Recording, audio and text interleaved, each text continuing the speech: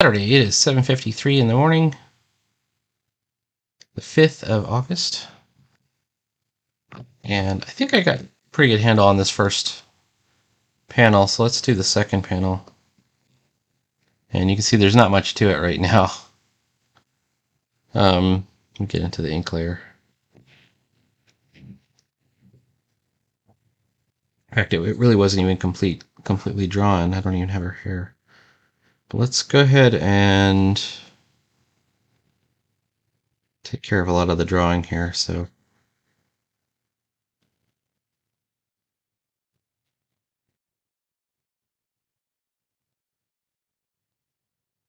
she's doing a lot better because she's in the shade now, right? So she's not as sweaty as she was in the first panel.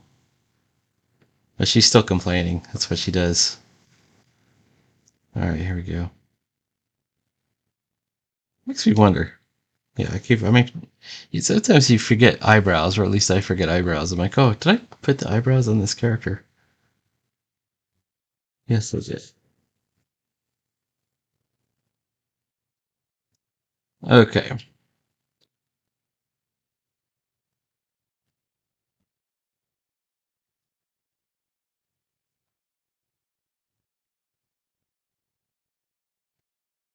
I like where I'm going with this, but I'm doing too thick with the line weights. There we go. That's a little bit better.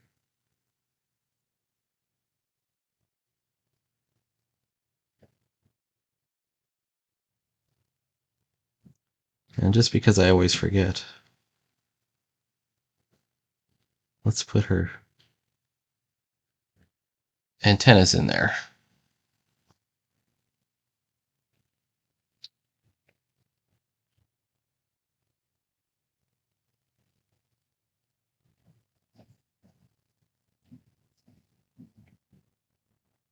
Okay.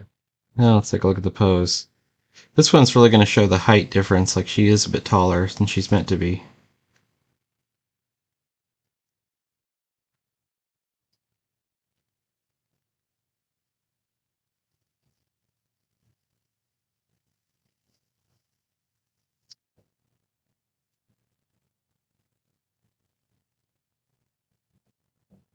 And then the pencil tones are often throwing me off, as well as the hair.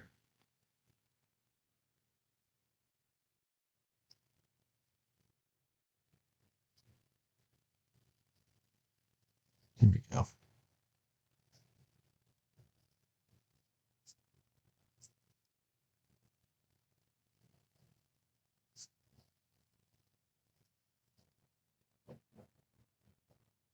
Keep it simple. Simplicity is really kind of the key. Keeping your drawings pretty tight. I mean, if you want to add more details, you can always add them later.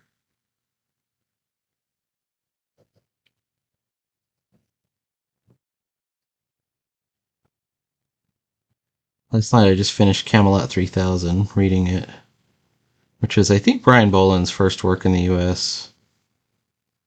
It's done for DC, although it was pitched to Marvel first, I think. And let me just tell you my impression of this comic. First of all, I didn't really like the story, but it's the most 2000 AD British story ever. It belongs in like 2000 AD. Or Strontium Dog or something like that. Like it's one of those. Okay, if she's holding her hand, the thumb would be on the outside. She's holding her hand like this. We can even go to a more extreme angle and kind of bend the fingers down like this. I think she's okay this way, though.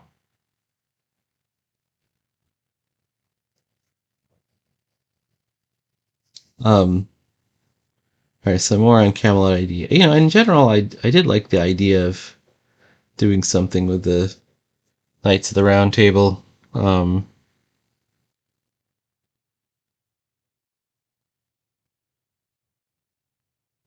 They didn't go very far. You can tell it was kind of a first effort or an early effort by these guys. As much credit to Brian Bolland as you can get. He's a great artist. He doesn't really super stand out in this comic, and also the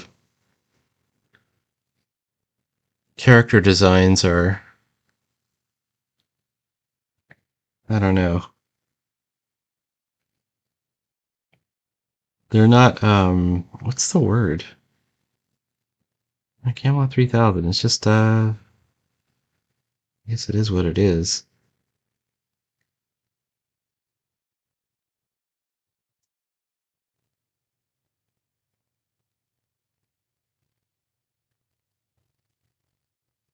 Like some choices are made that I don't feel like are the most optimal choices in that comic. Do you know? Are you familiar with Camelot 3000? I was getting it confused with like Roger Zelazny's Last Defender of Camelot. Like, what is this? An adaptation of Roger Zelazny? No, it's not. Not at all.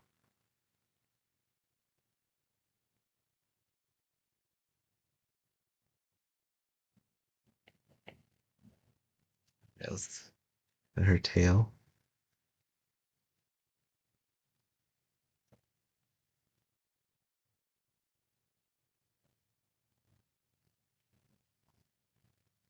I think I like to do double lines on these. There we go.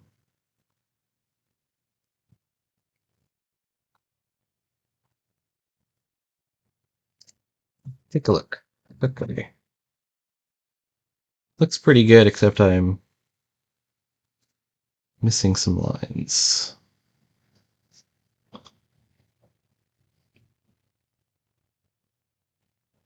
These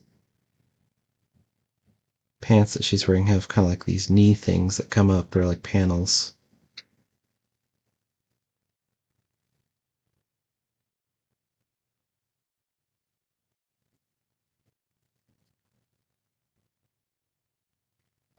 I think it's okay to lose some lines behind the semi-translucent wings. Oh, I found the most interesting thing. Um, I was paging around on. I'm getting into doing these pop-ups, right? You know what a pop-up is, like for a pop-up book. But I was looking around on Temu for materials, and they have this kind of paper called cicada wing leather, and it's this kind of I think it's Chinese paper that's used for calligraphy, and it's semi-transparent. It's almost like a it's like a brown. It looks like a brown translucent tissue paper, but it's not tissue paper. It's it's paper, but it's very tough paper. That's why they call it leather.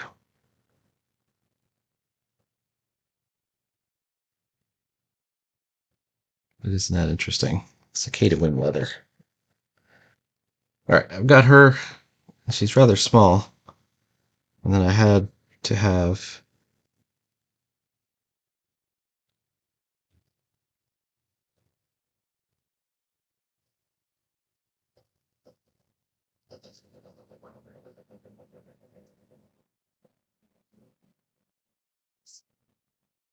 centaur as well.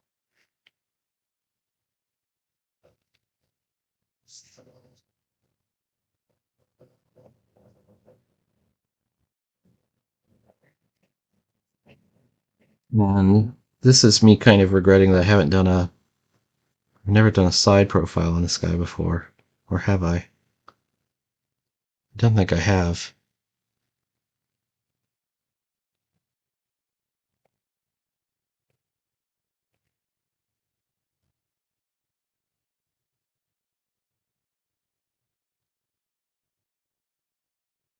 You can see how I take care of a lot of the drawing in the inking stage when I probably should have done quote unquote finished pencils. The proper way to do it.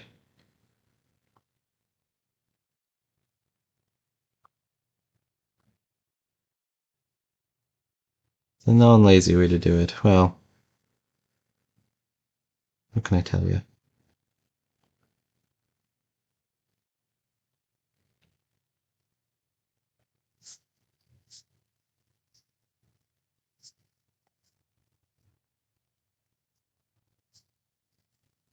Let's take a look.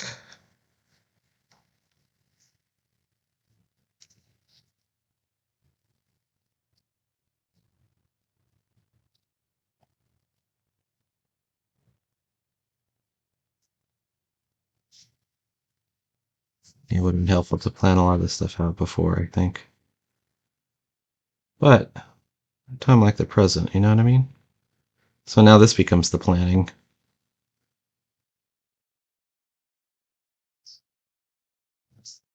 So when we look at these shoulders, I want to have the... When you're looking at the front, I usually put the whole ball joint right up front.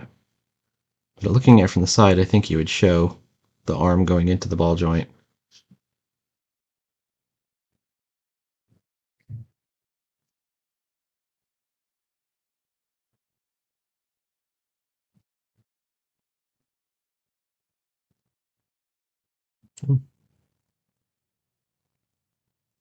I think I'm close.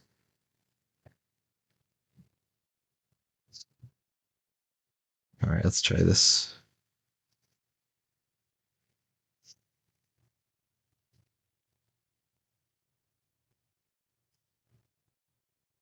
You have what to do with the legs.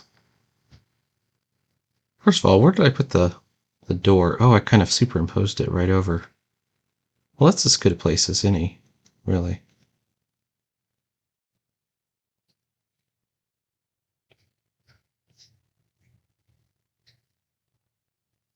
All right, let's do the door.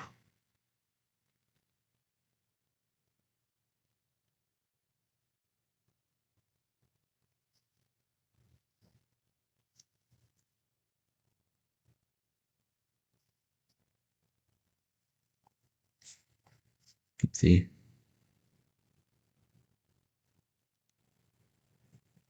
There we go. So I like to show a little bit of the roof of the cave.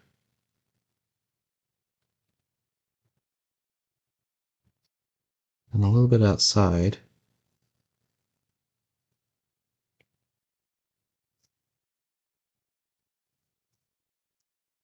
Then we have this line. There's a passage this way.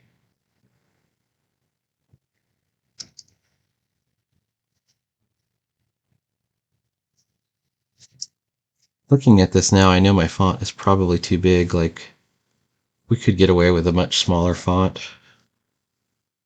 I'm going to stick with what I've got because I've already done it throughout the rest of the whole comic. It's already at 12 all the way through. But like in a regular comic, I think you can go almost half that size. That's right here.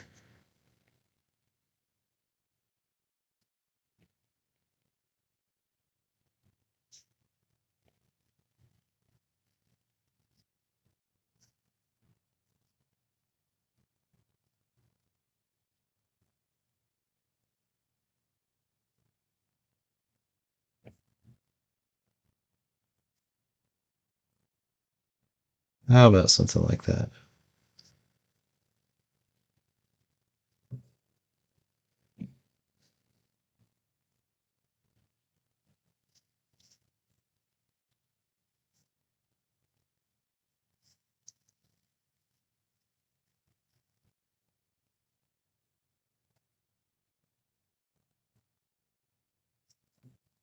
And we'll sort of black it out.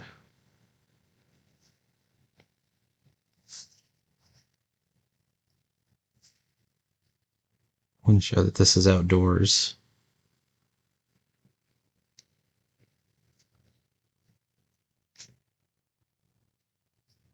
Well, maybe not. I'm looking at...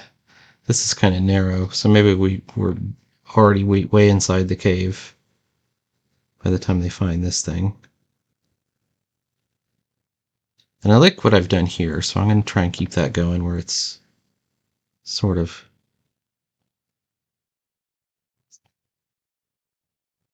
We have these sort of contour lines. I've done so many cave scenes. It's just a recurring theme with me.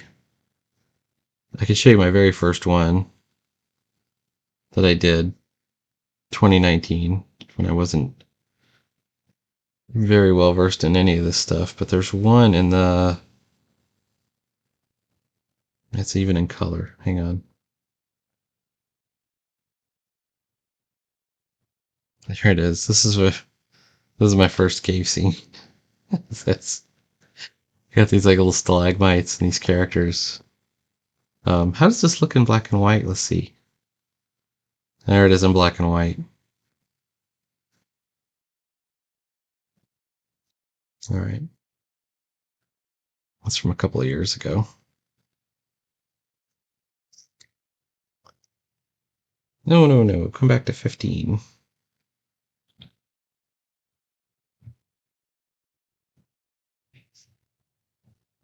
This one. So you can see it's the same kind of setup. That's even two characters. Wow.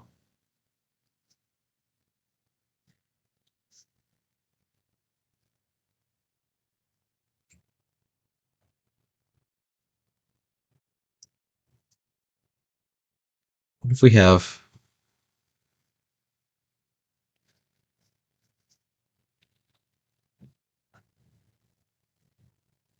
like a light shining out of Centaur's eyes?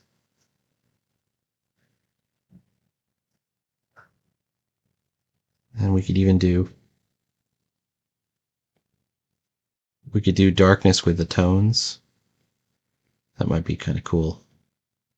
And then we actually have a light source, like even an ambient light source, so we can know where to put the shadows from the cave. You know, the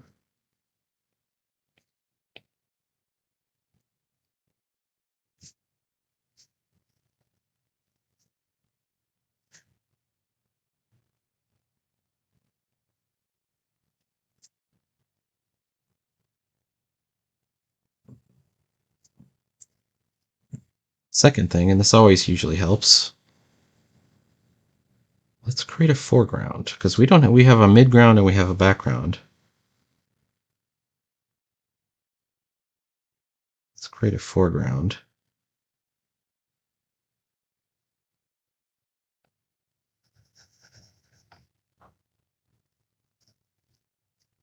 You can actually create it here as well. I almost feel like we're wasting space here, but we have to because of this speech bubble. Or do we have to? Like, is there a better place for that speech bubble to go? Probably, right?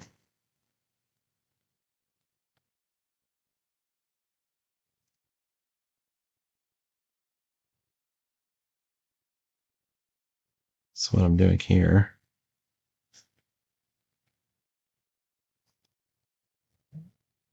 Let's see if I can do this. Boom.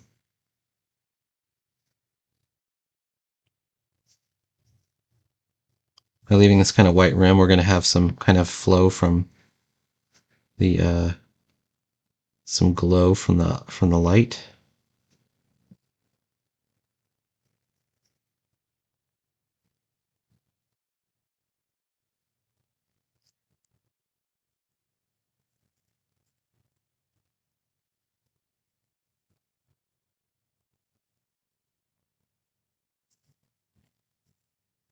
Let's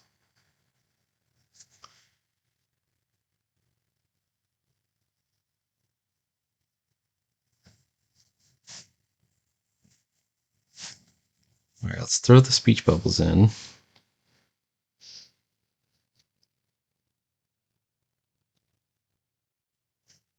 And then we'll just mess with the tones a little bit. But first, let's see if we can get them in a better spot.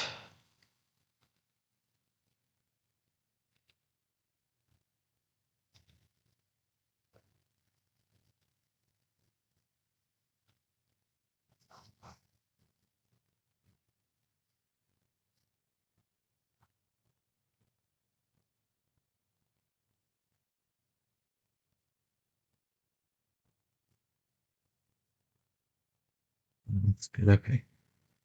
So now we have all this room over here. Maybe we could do like a sign. We could even do like a if we change our sign to this perspective.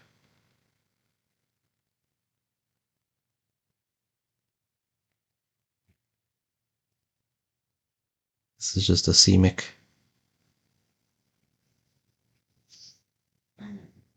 writing. We don't know what the sign says because it's in an alien language.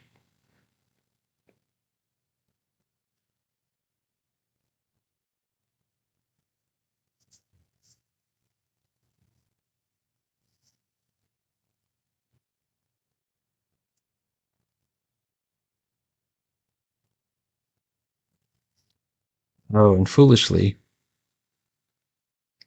I didn't do this in the right nib.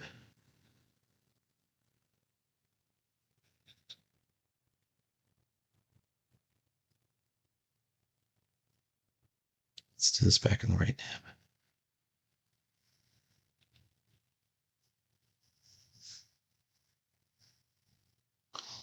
See, by putting the sign in perspective, that reinforces our view of this as being this plane is going this way.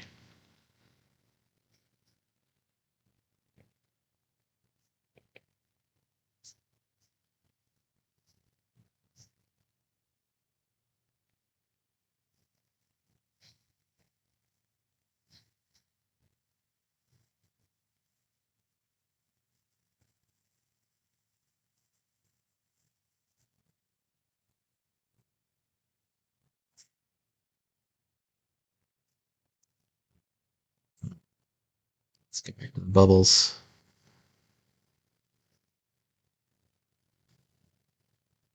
I'm going to hide the bubble once again. Whoops. I'm going to hide it inside of the edge of the bubble. We hide it inside the panel border. Now we can even get rid of it.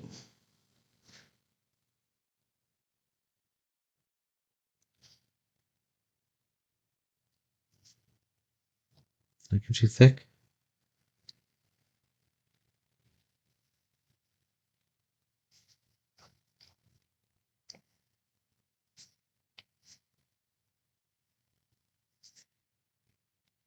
Let's find out if I did this wrong. No, I did okay. All right, same here.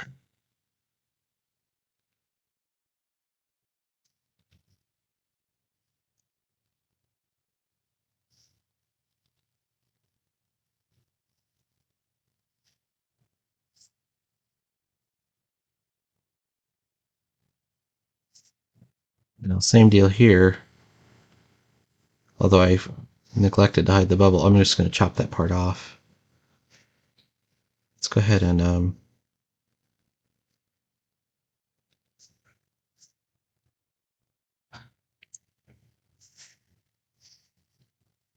our flood fills. There we go.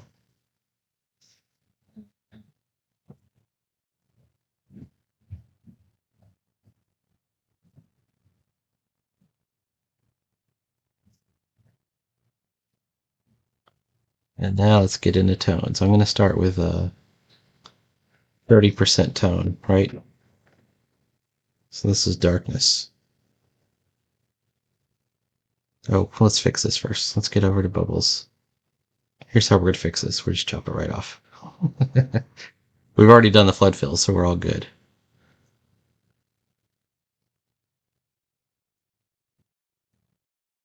All right, 30% flood fill. We're there. Oh, what's happening? Got to be on the right level. Got to be on the right layer.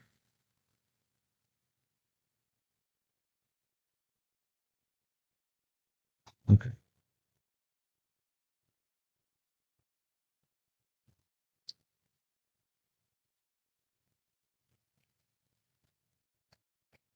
Now they're in a dark cave. And I had this idea. I've got him with the glowing eyes, right? Maybe I'll make her antennas bioluminescent. They glow in the dark. Wouldn't that be kind of cool? I just don't know if I can pull it off, so let's see if we can.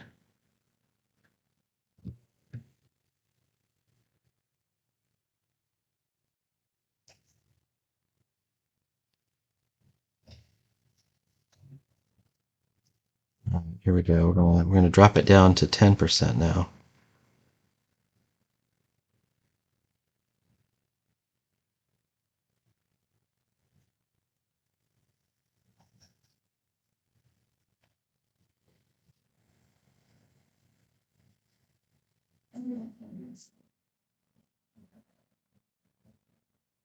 And, you know, with him in the lead, we can kind of, I don't know if this works. I mean, I could totally do this with a different tone, like not the diagonal duotone. Like there's totally a way we could do this with the one of the beat tones, but it might look a little odd. But on the other hand, I haven't done a darkness scene in this comic yet, so it might not look that odd.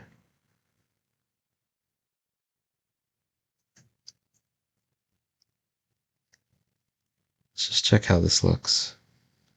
I mean, this kind of works as it is, and we'll just, but I just feel like the lines are too far away from each other for the small scene like this. So let's go ahead and let me erase it and see what it would look like with one of the other tones.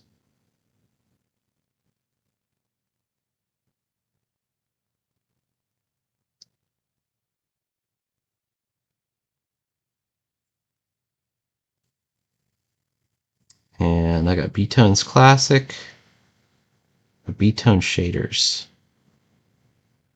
And I've got all kinds of shaders. Oh, I've even got a diagonal shader, so let's use this line shader light. All right.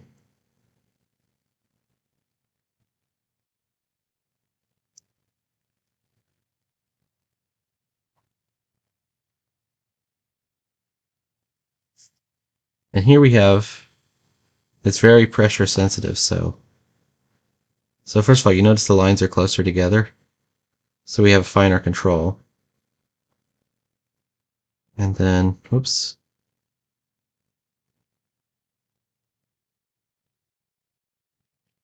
I can be a little bit more subtle about it.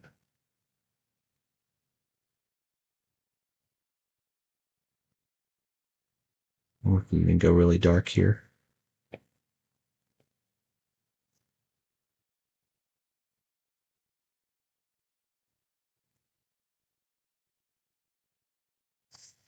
All right, let's erase the excess and see what we get.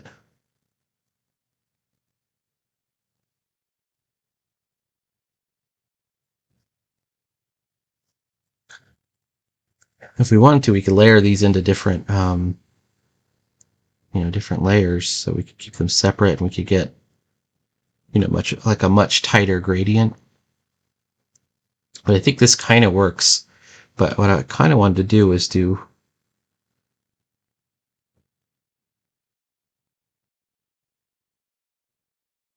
glowing from her antennas, like an anglerfish, which kind of implies that she has some other ability, because anglerfish have an ability. All right, let's take a look.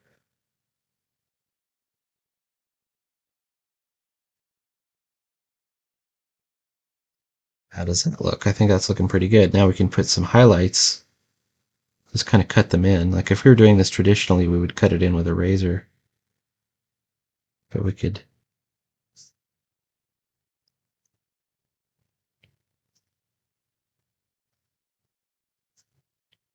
and then we could even do like a little bit back here. Whoops, that's small.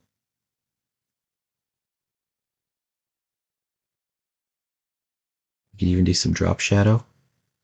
I'll even go real dark on the drop shadow. I could even go to black on the drop shadow. When I did Beast Rangers, I did everything. It was pure black.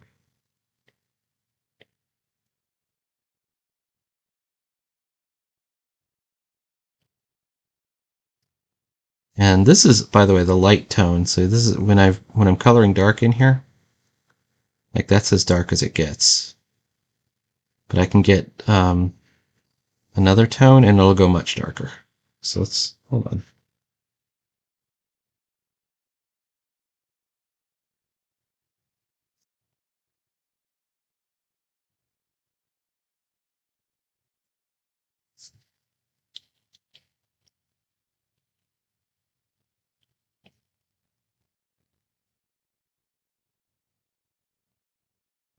How does that look? Whoops.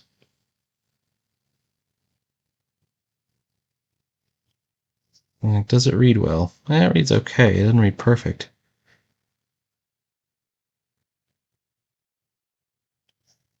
Kind of makes me want to do like a little bit of a halo around the figures.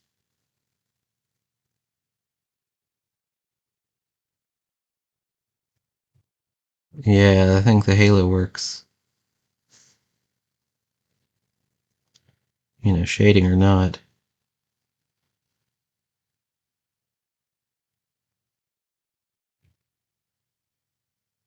It's just a white outline, like a subtle white outline. So you can see where they are.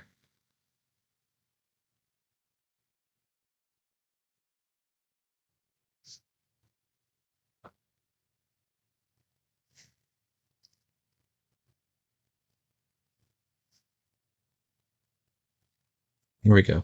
And that seems to provide like a lot of like atmosphere. Let's make the darkest shadows in the furthest back or the furthest to the front. Oops.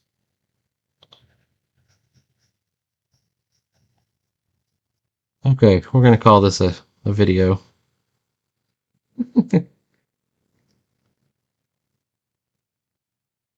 We'll do more of it. I still got to design this bad guy coming up here, but I like these shadowy scenes here. That's looking pretty good.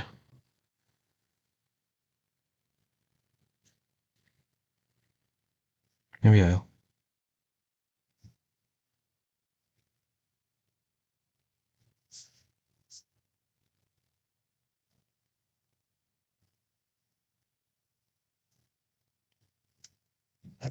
How's that? All right. Please like, follow, and subscribe, and there will be more comics every day. I'll be working on maybe this panel and this panel this afternoon. Maybe we'll even get this page done.